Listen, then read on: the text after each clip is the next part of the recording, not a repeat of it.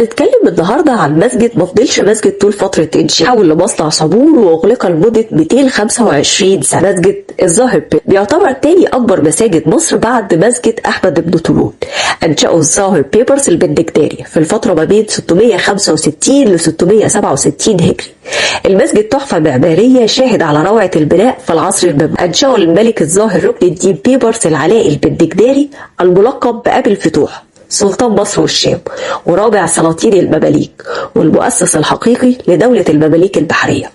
ولد سنة 625 هجريا 1228 ميلاديا. حقق خلال حياته العديد من الانتصارات ضد الصليبيين وخانات المملكة. حكم مصر في الفترة ما بين 1260 وحتى وفاته في 1277 ميلاديا. المسجد اتعرض لحالات إهمال شديدة وساءت حالته وتم استخدامه لأغراض، ففي عهد العثمانيين اتحول لمخزن للخيل، وفي عهد الحملة الفرنسية اتحول إلى قلعة وسكنات عسكرية للجنود وكان بيسمى بقلعة سايكوفسي. وفي عهد محمد علي تحول إلى معسكر ومخبز للجريمة، بعد كده اتحول لمصنع للصوت، وأخيرا اتحول إلى مسبح في عهد الاحتلال الإنجليزي. وفي سنة 1893 اهتمت لجنة حفظ الآثار العربية بإصلاح الجامع ومحاولة إرجاعه إلى مهمته الأصلية.